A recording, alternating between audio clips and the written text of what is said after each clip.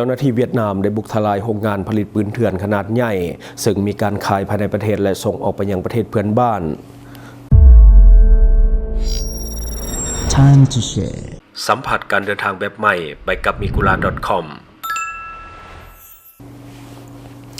สวัสดีท่านผู้ชมกลับมาพบกับรายการทำทูแสสำหรับหัวข้อข่าวที่เราอยากจะนำเสนอในวันนี้ก็คือเกี่ยวข้องกับเรื่องของการบุกทลายโรงงานผลิตปืนเถื่อนของเพื่อนบ้านของเราก็คืออยู่เวียดนามเป็นโรงงานปืนเถื่อนขนาดใหญ่ที่ว่ามีการผลิตขายภายในประเทศและก็มีการส่งออกไปยังประเทศเพื่อนบ้านด้วยอาจจะมีลาวหรือว่าไทยที่ว่าเป็นเพื่อนบ้านติดกันหรือว่ากัมพูชาตามการรายงานข่าวของสื่อมวลชนของเวียดนามได้ระบุว่าตำรวจเวียดนามได้ใช้วิธีสืบสวนและก็เก็บข้อมูลอย่างใกล้ชิดหลังจากที่พบการติดต่อซื้อขายอาวุธเถื่อนแบบลับๆผ่านแอปพลิเคชันก็คือ Telegram และก็ Viber การสืบสวนดังกล่าวนำไปสู่การทลายเครือข่ายผลิตและก็ค้าขายอาวุธที่ว่าผิดกฎหมายที่ดำเนินงานข้ามลายแขวงและก็มีขนาดการผลิตที่ใหญ่เป็นพิเศษในการเข้ากดค้นโรงงานกลจักร2แห่งที่อำพรางตัวอยู่ในรูปแบบของโรงงานผลิตสินค้าของพลเรือนอยู่นครโฮจิมินห์และก็แขวงดงนายของประเทศเวียดนามเจ้าหน้าที่ได้ยึดของกลางจำนวนลายประกอบมีลำกล้องปืน PCP ที่ผลิตสำเร็จแล้ว178ลำกล้องและกล่องบรรจุลูกปืน113กล่องวัตถุดิบที่ว่าเป็นโลหะผสมอลูมิเนียม300สิ้นและก็สิ้นส่วนอะไหล่สำหรับประกอบปืนอีกหลายร้อยรายการเครื่องจักร CNC ทันสมัยหลายเครื่องที่ใช้ในการผลิตอาวุธผลการสืบสวนระบุว่าทาวูแมงเกวียดเป็นชาวเวียดนามได้ลงทุนจัดซื้อเครื่องจักรและได้เช่าสถานที่ของประชาชนเพื่อผลิตสิ้นส่วนของอาวุธตั้งแต่ปี 2023 เป็นต้นมา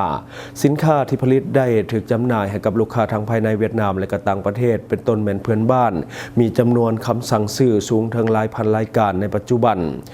ซึ่งตอนนี้หน่วยงานสืบสวนได้ดำเนินคดีต่อกับผู้ต้องหาจำนวน9คนในข้อหาเรื่องของการครอบครองและการค้าขายอาวุธสงครามโดยผิดกฎหมายพร้อมทั้งกำลังขยายผลการสืบสวนไปยังผู้ร่วมขบวนการคนอื่นๆเครือข่ายผลิตและก็จำหน่ายอาวุธแบบครบวงจรตั้งแต่การออกแบบการผลิตจนถึงการจำหน่ายได้ถูกทำลายลงแล้วซึ่งช่วยลดผ่อนความเสี่ยงในการกระจายอาวุธจำนวนหลายออกสู่สังคม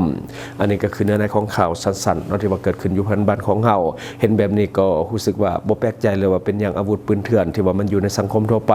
มันค่อนข้างที่จะมีลายคือในปัจจุบันเห็นได้ง่ายเบิกบ้านเฮาซุมื้อนี้แม้แต่เด็กน้อยนำท่อมเด็กน้อยขี้ยาทั่วไปก็มีปืนเถื่อนนั่นก็คือสังเกตได้เวลาเขาเจ้าพิเทียงกันเขาเจ้าเอาออกมาใส่ก็คือเอามายิงกันก็จะมีข่าวเรื่องแบบนี้ออกมาเรื่อยๆสังเกตเนาะว่าเด็กน้อยขี้ยาธรรมดาก็ถือปืนได้พอราคามันถูกแล้วก็เข้าถึงได้ง่ายแถมหาซื้อได้ง่ายนํด้วยโดยเฉพาะในตลาดมืดส่วนลายมันก็จะมาจากโรงงานเถื่อนแบบนี้เนาะก็คือปืนที่แบบยี่ห้อดีๆมันก็ราคาอาจจะแพงแน่แล้วมันก็อาจจะยากได้หนึ่งแต่ถ้าว่าเป็นปืนเถื่อนที่ว่าบ่ได้มียี่ห้อก็คือผลิตมาจากโรงงานแบบที่มันเกิดขึ้นในเวียดนามนี่เพื่อมันอาจจะส่งมาที่เราเขานำอีกเนาะเพราะว่าคือการสอบสวนของเจ้าหน้าที่เวียดนามบอกว่าเนาะก็คือมีการขายภายในประเทศและก็มีการส่งออกไปยังต่างประเทศก็คือเพื่อนบ้านก็คือเฮานี่แหละเนาะส่วนหลายก็แสดงติดกันเนาะบัดนี้มาต่ออีกหนึ่งข่าวก็คือเจ้าหน้าที่ปกส.แขวงหลวงน้ำทาได้จัดพิธีทำลายอาวุธล้าเนื้อผิดกฎหมายจำนวนหลายรายการเนาะเดี๋ยวเขาจะให้ท่านผู้ชมไปเบิ่งคลิปข่าวจากโทรภาพแขวงหลวงน้ำทาในตอนเสาร์ของวันที่ 11 มิถุนายน 2026กองบัญชาการปกส.เมืองนาเลแขวงหลวงน้ำทาได้จัดพิธีจุดทำลายอาวุธลาเนื้อและเครื่องของกลางคดีประจำปี 2026โดยการเข้าร่วมของท่านสุริตานจอมสวรรค์รองเลขาพรรคเมืองประธานกวดกาพรรคหัวหน้าองค์การกวดการรัฐเมืองนาเลพันโทติบเกี่ยวไซประเสริฐรองหัวหน้ากองบัญชาการปกส.เมืองนาเลมีคณะรับผิดชอบแขนงการที่เกี่ยวข้องตลอดฮอดนายและพลตำรวจปกส.เมืองนาเลเข้าร่วมในพิธีพันโทติบเกี่ยวไซประเสริฐได้ให้หูว่าเพื่อปฏิบัติคำสั่งเลขที่11/นย.และคำสั่งของท่านเจ้าเมืองฉบับเลขที่05/จม.ลงวันที่6 กันยายน 2024ว่าด้วยการเก็บกู้อาวุธปืนและวัตถุระเบิดให้ปรากฏผลเป็นจริงดังนั้นกองบัญชาการปกส.เมืองนาเลได้ออกบทแนะนำเลขที่452/ปกส.มนลลงวันที่26 พฤษภาคม 2025เกี่ยวกับการจัดตั้งปฏิบัติคำสั่งเลขที่05/จม.ของท่านเจ้าเมืองมอบให้บรรดาองค์การสำนักงานบรรดาปกส.กลุ่มบ้านและบรรดาบ้านทั่วเมืองจัดตั้งเผยแพร่เสื่อมซึมให้พ่อแม่ประชาชนได้รับรู้เข้าใจและให้การร่วมมือกับเจ้าหน้าที่นำเอาอาวุธดังกล่าวมามอบให้เจ้าหน้าที่ผ่านการจัดตั้งปฏิบัติสามารถเก็บกู้อาวุธซึกอาวุธลาเนื้อได้ทั้งหมด495กระบอกอาวุธซึก3กระบอกเครื่องสดปลา4เครื่องและเครื่องของกลางคดีจำนวนหนึ่งพร้อมกันนี้พันโทติบเกี่ยวไซประเสริฐยังได้ให้ฮู้เติมอีกว่าภายหลังทำลายสำเร็จแล้ว คณะพิศวก็คือกองบัญชาการปกสเมืองนาเลยังได้สืบโตสุกอยู่พ่อแม่ประชาชนชาวเมืองนาเล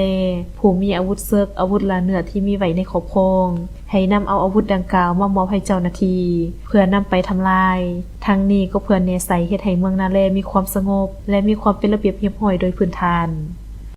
และที่ผ่านไปก็คือคลิปเรื่องของการทำลายอาวุธล้าเนื้อของประชาชนนอกก็คืออาวุธที่เห็นส่วนใหญ่ก็เป็นปืนประดิษฐ์ง่ายๆนอกที่ว่าประดิษฐ์เอาเองที่เอิ้นกันว่าปืนแก็บบ้านๆแต่ว่ามีประสิทธิภาพสูงในเรื่องของการล่าเนื้อโดยเฉพาะสัตว์ป่าซึ่งอยู่ทางภาคเหนือนี่ก็นิยมใช้กันหลายเนื่องจากว่าสัตว์ป่านี่มีหลายเนาะยังสามารถล่าได้ซึ่งอาวุธส่วนใหญ่ก็จะเป็นปืนแก็บที่ว่าเป็นปืนประดิษฐ์เอาเองเนาะปืนเหล่านี้ยังเป็นสิ่งที่ผิดกฎหมายเนาะสำหรับหลายคนที่อาจจะบ่ฮู้บางทีครอบครองไว้แต่คิดว่าก็ใช้ได้เพราะว่าใช้มันตั้งแต่อดีตจนปัจจุบัน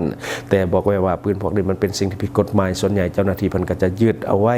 และก็มีการเอาไปทำลายเนาะอันนี้ก็บอกไว้เผื่อว่าหลายคนอาจจะยังบ่ฮู้โตและก็มีความผิดเวลาเจ้าหน้าที่เพิ่นไปเห็นบางคนเอาไปยิงอยู่แถวดินบ้านแถวยังแบบนี้เนาะเสียงมันดังเจ้าหน้าที่เห็นเพิ่นอาจจะไปเก็บเอามาเนาะแล้ววันนี้มาต่ออีกข่าวนึงก็คือเจ้าหน้าที่ของไทยได้มีการสกัดขบวนการลักลอบขนส่งสินค้าที่เป็นสินค้าเถื่อนหนีภาษีจากสปปลาวเข้าสู่ประเทศไทยซึ่งเป็นสินค้าเป็นกระเทียมเนาะก็คือน้ำหนัก560กิโลกรัมเมื่อวันที่14มิถุนายน2026เจ้าหน้าที่ของไทยได้รับแจ้งข่าวจากแหล่งข่าวว่าจะมีการลักลอบขนกระเทียมจากแขวงสวรรณเขตของสปปลาวข้ามแม่น้ำคลองไปยังฝั่งจังหวัดมุกดาหารของประเทศไทยโดยบ่ผ่านพิธีทางด่านภาษีก็คือเป็นสินค้าเถื่อนหลังจากได้รับแจ้งข่าวเจ้าหน้าที่สถานีเรือมุกดาหารก็ได้นำกำลังเข้ากดกาบริเวณชายแดนของแม่น้ำคลองเขตบ้านบางไซใหญ่ตำบลบางไซใหญ่อำเภอเมืองมุกดาหารจังหวัดมุกดาหารของประเทศไทยซึ่งเป็นจุดต้องสงสัยว่าอาจจะมีการลักลอบขนถ่ายสินค้า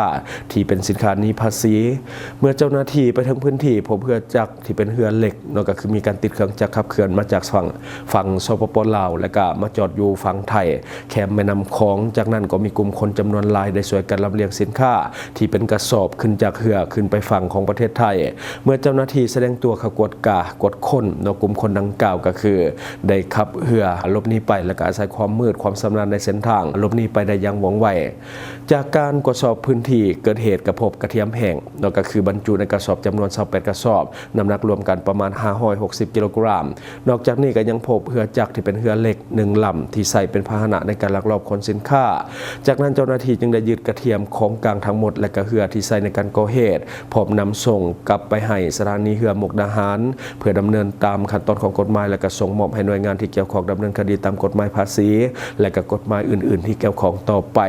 ทั้งนี้เจ้าหน้าที่ยังเพิ่มความเข้มงวดในเรื่องของการลาดตระเวนและเฝ้าระวังตามแนวชายแดนแม่น้ำคลองอย่างต่อเนื่องเพื่อป้องกันการลักลอบนำเข้าสินค้าผิดกฎหมายและก็การกระทำผิดข้ามชาติในเขตแดนอย่างต่อเนื่องเนาะนี่ก็คือเรื่องของการกระทำผิดเรื่องของการลักลอบนำเข้าสินค้าที่ผิดกฎหมายก็คือหลีกเลี่ยงการเสียภาษีนั่นเองโดยส่วนใหญ่จะมักนำเข้าในเวลากลางคืนก็คือจะใส่คนจำนวนหลายใส่เวลาแป๊บเดียวในการคนแต่ว่าอันนี้ก็คือเจ้าหน้าที่เขาได้แบบ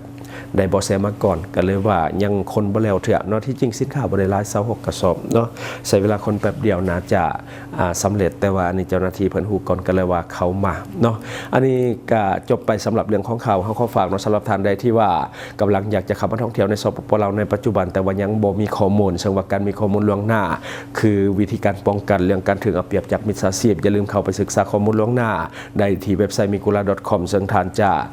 ได้ทุกอย่างที่ท่านต้องการแน่นอนเนาะบ่ว่าจะเป็นข้อมูลสถานที่ท่องเที่ยวในลาวข้อมูลทานอาหารต่างๆข้อมูลบ้านพักโรงแรมข้อมูลการเช่ารถและก็ข้อมูลเรื่องของพนักงานนำเที่ยวซึ่งท่านสามารถสมัครเข้าใช้ง่ายๆด้วยอีเมลหรือว่าโซเชียลมีเดียของท่านเป็นต้นเป็น Facebook ซึ่งสมัครง่ายๆและก็บริการฟรี 100% สำหรับท่านที่ว่ายังสมัครบ่เป็นสามารถกดเบิ่งคลิปภายใต้คอมเมนต์ของเฮาได้เลยและทั้งหมดก็คือสิ่งที่เฮาเก็บมาเล่าสู่ฟังหวังว่าท่านจะได้รับสาระดีๆสำหรับท่านที่ว่าเบิ่งรายการเฮาอยู่คิดเห็นจังไดกับสิ่งที่ว่านำเสนอไปก็อย่าลืมฝากไว้ภายใต้คอมเมนต์ของเฮาและข้าพเจ้าจะเข้าไปอ่านด้วยตนเองขอบใจช่องทางที่คุณสามารถรับชมข่าวสารจาก Time to Share Studio Fanpage Time to Share Laos YouTube Time to Share TikTok Time to Share Laos Facebook สิงห์ดาราสายลินอยู่เมืองลาวใช้แต่เงินกีบลาวและส่งเสริมผลิตภัณฑ์ภายในเพื่อลดพรการนำเข้าสินค้าและแก้ปัญหาเงินตา Subscribe for more video.